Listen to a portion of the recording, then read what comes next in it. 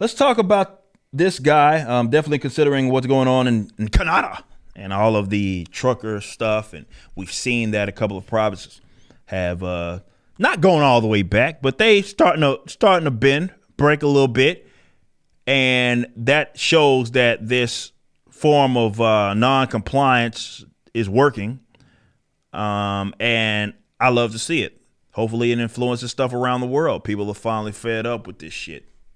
You should have been fed up long ago, but to be fair, Canada has gone through a lot of dumb shit in regards to vaccines and the passports and the stuff that they're against. The freedom convoy, that is. Now, unfortunately, you're being led by a guy who did the last segment about crack smokers. I believe this guy is one of them. Justin Trudeau. I'm not even going to preface it. I'm just going to show you the goddamn video. We're going to show you the video. And we're going to listen to what he said, and I'll give you my commentary on what particularly he said in this video that makes him especially a dumbass. You didn't need me to tell you that he's a dumbass, but this is the line of thinking that world governmental workers, let's call them that, think. Let's take a look. I think one of the things we all understand is just how frustrated everyone is. We're all frustrated. We're all sick and tired of restrictions, of mandates, of having to make sacrifices, of not being able to do the things we love. It's been 2 years, and it's really, really tiring for all of us.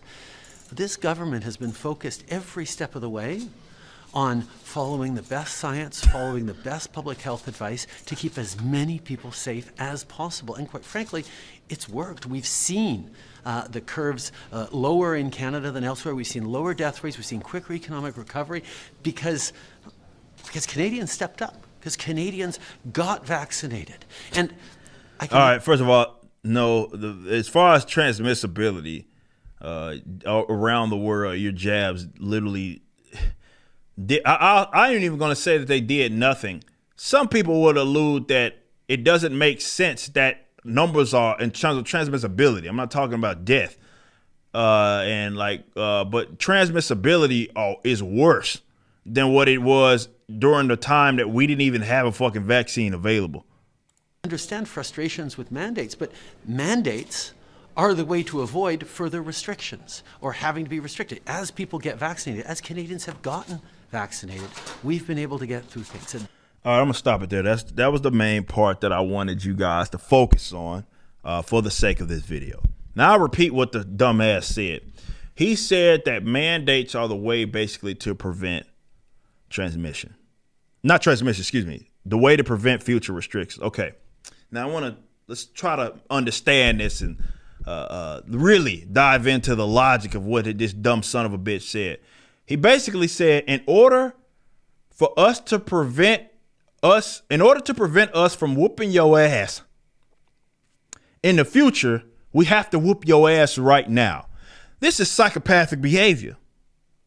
Okay? Now, of course, it's not the government's job to protect you, definitely protect you from your fucking self like that. Anyway, I know maybe Canadians, I don't know how many people that y'all actually have out there that actually value liberty consistently on that front anyway. But that line of thinking isn't new. He's not the only one that has that position where it's like government plays mommy and daddy. And they have to do because you don't know what's best for you. Of course, they know what's best for you. But the fact that they latch on to, okay, if you want us to stop beating you upside the head in the future, we have to beat you upside the head now. That's the logic. Yo, dog, exhibit Pimp My Ride meme. We heard you like restrictions. So in order to stop restrictions, we put restrictions. It doesn't make sense. This is the little mini tyrants that go around. And everybody knows Justin Trudeau's a bitch. It just really goes to show just a prime example. When you consider like his personality and who this guy is, Prime example that the government ain't shit and ain't the ones enforcing the laws that exist out there. A lot of people have come to terms, even Canadians. It's been a beautiful thing for me as a libertarian, coming to terms with maybe the institution known as the military and police officers ain't as much on their side as they like to thought they was. Welcome to the party, pal. Because it ain't just the Trudeau that's enforcing this dumb shit. He ain't gonna enforce nothing. That limp-wristed motherfucker can't do nothing. He ain't gonna do nothing to nobody.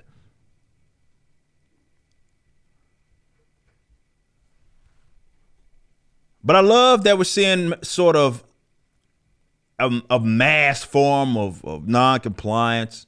Whether these guys maybe what their position is, like if you look at it in whole, isn't particularly important on this issue.